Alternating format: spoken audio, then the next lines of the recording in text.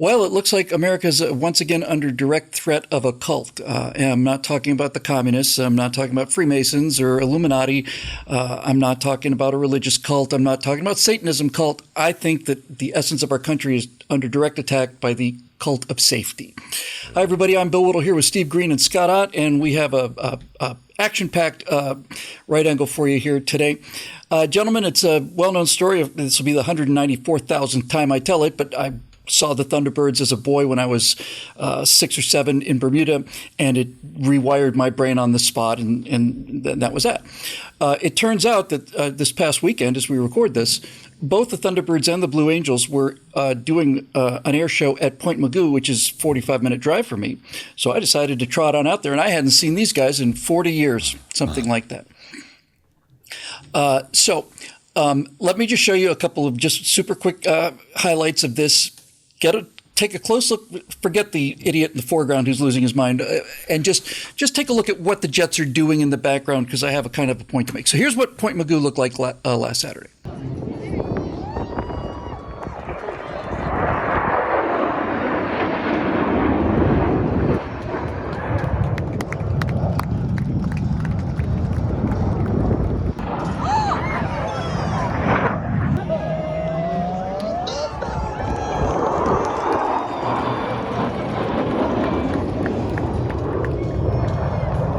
After the show was over, I was pretty disappointed. I looked at the shows and I thought, that's funny, because I really thought that when I was a boy, I thought it was much, much more impressive than that. And I just went through all the typical adult things, well, everything looks good when you're 7, right? Houses are bigger and everything's louder and faster. And a house you may have grown up in when you were little, you go back and see it as an adult, you just can't believe how much smaller the place got, right? I just wrote it off to that. And then I managed to find something on the internet, on YouTube, the miracle of YouTube. I found, by weird, happy coincidence, of a Super 8 film taken in 1966 at Kindley Air Force Base in Bermuda, where the Thunderbirds were in F-100s, and I was at that show. I found video, film, awesome, of the event that rewired my life. And I'm going to show you a few clips of this now, and I just want you to visually compare this to what you just saw in terms of the modern air show. So take a look at this.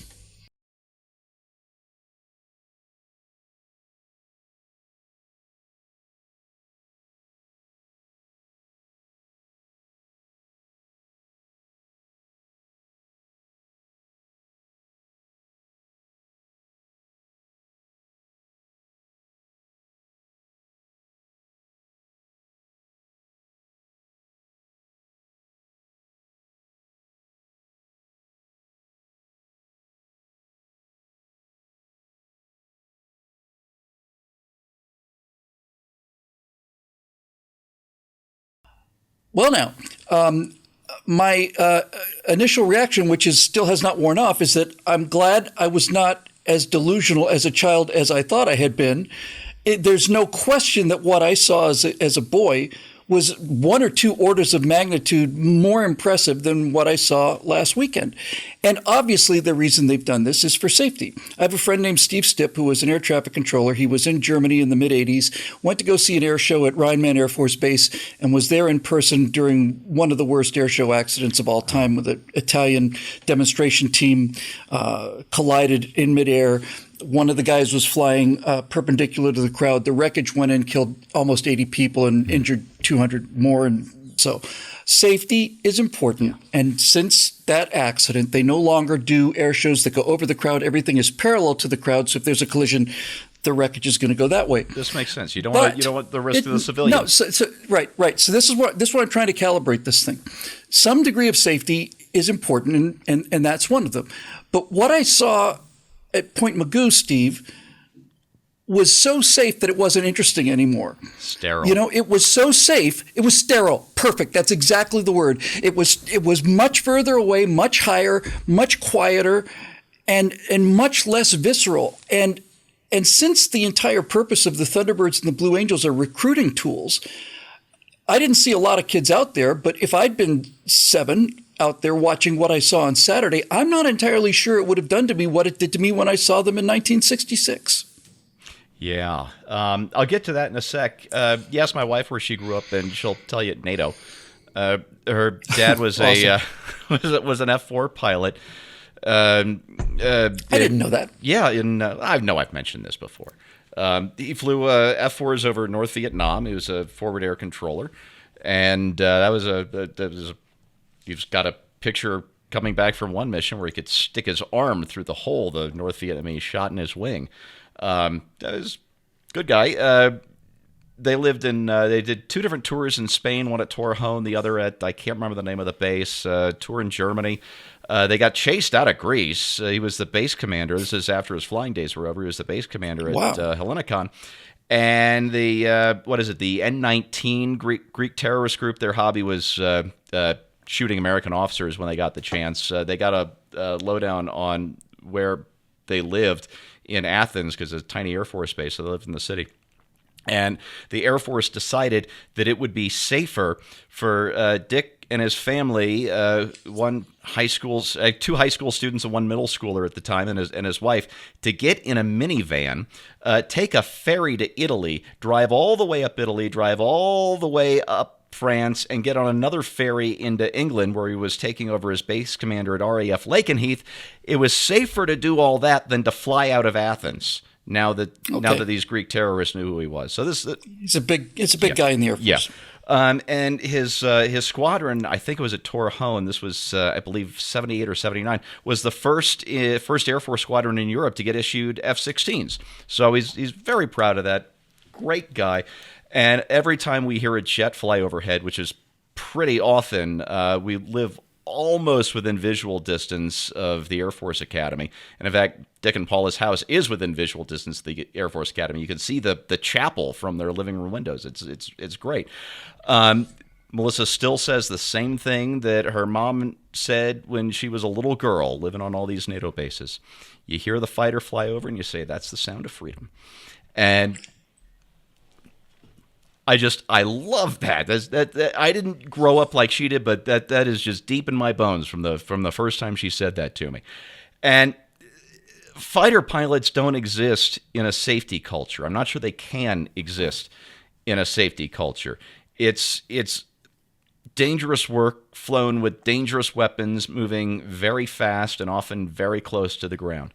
You go back to the 1950s at Edwards, where we were losing a test pilot every week.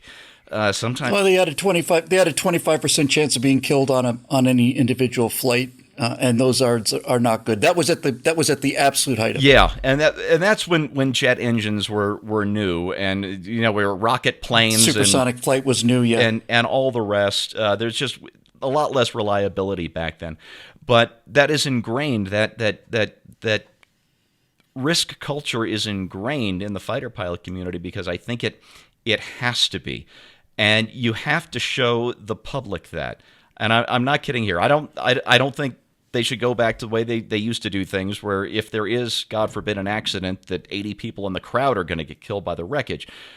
But I think the public has to see more than just the ooh and ah of the way up there aerial acrobatics. It's sanitized. They've safetied all of the fun out of it, Steve. We as civilians, we get our danger thrills the fake way. We'll go to the amusement park and ride the roller coaster. You get the feel of danger, but you're not actually in any danger. We'll do I did a couple of tandem skydives. I didn't have to know a damn thing because I wasn't wearing a parachute. I'm wearing a parachutist. You're could have been a sack of potatoes, right? So the worst thing I had to do was step out of the plane first, and after that, my job is done. I'm along for the ride. So as civilians, we still crave that danger. We just want to do it in safety. You can't do that for the military, and not only can you not do it for the military, but we civilians need to get some taste of what it is they have to do, or we lose that bond between the civilians and the military. And I know a lot of that may be gone already, but one way to get it back is to bring those air shows back to something a lot closer to like what you saw when you were a little boy. Yep.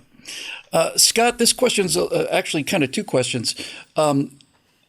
I'm a reasonable person. I think, as I mentioned, flying parallel to the crowds is just good safety, and I think probably the idea of kids wearing bike helmets is worth it, right? I mean, that's a pretty simple thing to do, but it's like everything else; it just goes too far, right? We now live in a world where there are no playgrounds anymore, and if there are playgrounds, they're covered with 6 inches of rubberized cubes, and there are no swings, and there are no merry-go-rounds. There's no monkey bars. You might fall and hurt yourself, and the cult of safety can get to the point where it actually makes you more anxious over time. If you become obsessed with this idea that oh my God, my child fell off of the monkey bars, if that's going to be like, oh my God, it's the end of the world, then you pass that anxiety on to the kid. That kid passes his anxiety on to his kid. Next thing you know, we're all living in plastic bubbles, and it's not much fun anymore. I mean, that's what the pursuit of happiness is, right? We're here to have fun. Well, and if you don't, if you create those super so-called safe playgrounds, kids will just go out into other areas and make up their own apparatus. I mean, we spent more time in the woods, crawling around on dying trees that at any moment could have a branch give way. And actually, my brother had some spinal injuries because of a race that we had up to adjacent pine trees, and he slipped and fell. And I was near the top of this pine tree, and I just hear in the tree next to me, I can't see him because of all the pine boughs. I just hear this, as he fell out of the ugly tree and hit every branch on the way down. Exactly. So that actually saved him. But actually, it broke his fall by breaking his back. But I am, a refugee of the walk it off generation. If I fell off the playground apparatus, dirt in it. There was practically no injury that you couldn't walk off. Most of the time, you could just walk that right off. I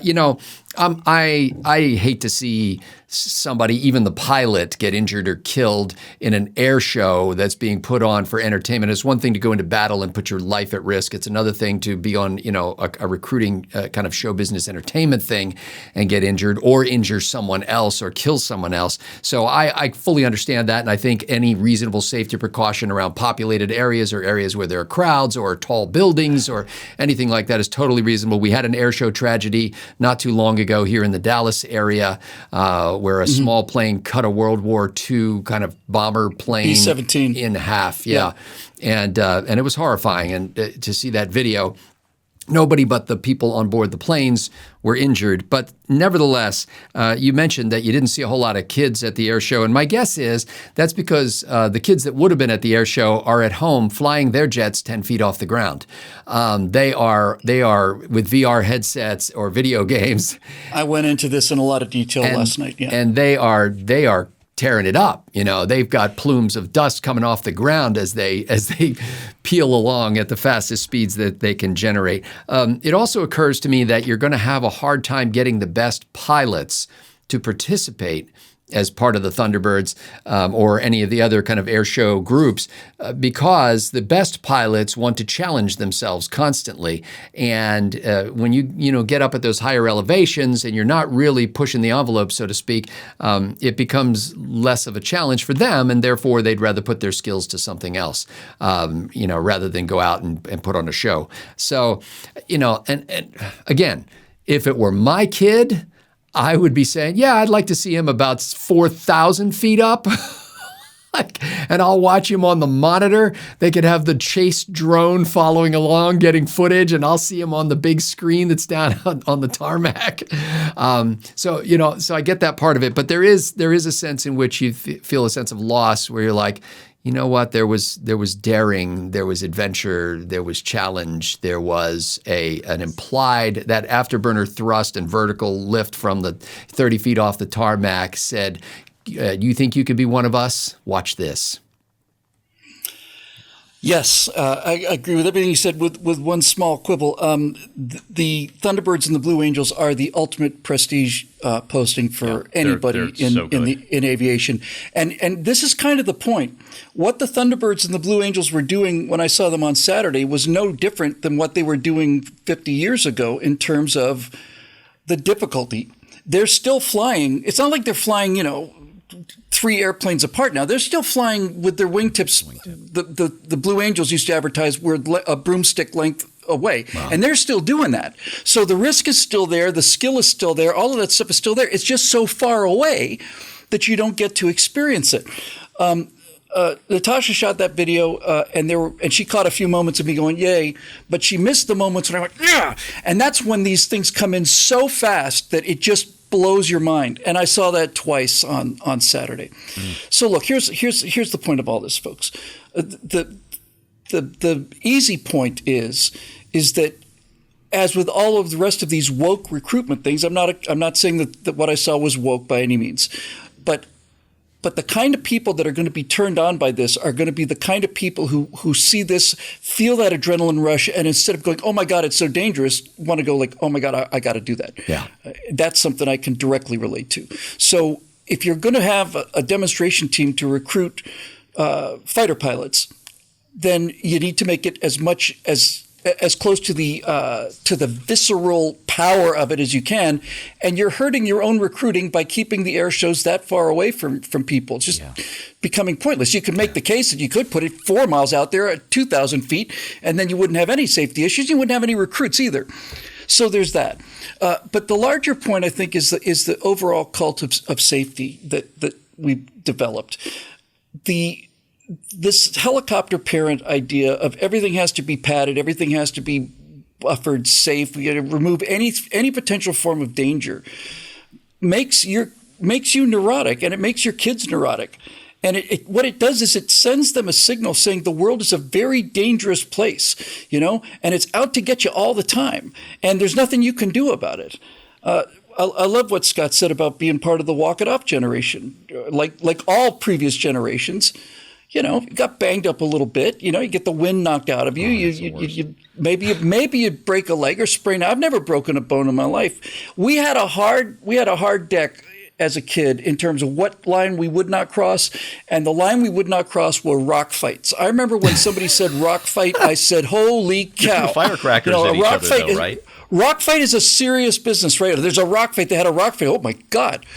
So we didn't do rock fights, but were you? I walked in. I want to shake your hand. I walked into one that was happening, believe it or not, at a Boy Scout camp. I wasn't part of it. I was wading in a stream, and all of a sudden this group of boys stood up from behind the railing of a bridge I hadn't seen, and then another group of boys were behind the rocks in the stream, and I hadn't seen them either. And all of a sudden rocks started flying back and forth between them, and I'm in the middle. It's like Lord of the Flies. It was. My buddy Kevin and I used to make guns out of pipe, and we'd get huge, just gross after gross of black cap bottle rockets, and we'd shoot them at each other. Yeah, that's fine. That's not a rock fight. What's the worst that could go wrong? Get hit by a rocket, no big deal. It's a rock fight is serious business. But my point is this. Safety is an important consideration. The crowd safety is key because the people in attendance are not assuming the level of risk that the professionals performing the show do assume. And by the way, this just needs to be said. This idea that that there are Thunderbirds or Blue Angels crashing into the ground every year or something. Yeah. The last time we had an accident was 20 years ago, I want to say, for the Thunderbirds, maybe longer. They're exceedingly rare. These guys are and women, by the way. I know for a fact there was a woman in the Thunderbirds. I couldn't tell who it was. She was doing as good a job as anybody else. So all I'm saying about the safety thing is, yes, there are some sensible safety things like wearing a bike helmet is sensible. Keeping the jets so that the potential wreckage doesn't go into the crowd is sensible. But you can over safety things. You can take the flavor out of life. You can desaturate life to the point where it's not even life anymore. And that's a real loss. And I feel sorry for kids today for not having had that same level of power in terms of the trigger, because that experience that you saw with those jets on that grainy Super 8, that rewired my brain in real time. And I did not get that experience today. And that's a shame, because that is the kind of people we need in our military. Those are the kind of people that have kept this country free. And most importantly, these guys are not adrenaline junkies. They're not out there taken risks. Their entire life consists of avoiding danger. That's what they do. They train and train and train and train and train to not have accidents. And that is a skill set that's also in strong demand in society that's also declining. So anyway, I say bring them in lower, make them go faster, bring them in a little bit closer, keep them parallel to the crowd, and you'll start getting some of the people that you need to fly these jets rather than having them sit at home doing it on virtual reality headset. Because when a jet goes by at 600 knots on full afterburner, it is impossible to not simply have your mouth open and just go. First the jet, then the sound. For Steve Green and Scott Ott, I'm Bill Whittle. Thanks very much for joining us. We'll see you next time on Right Angle.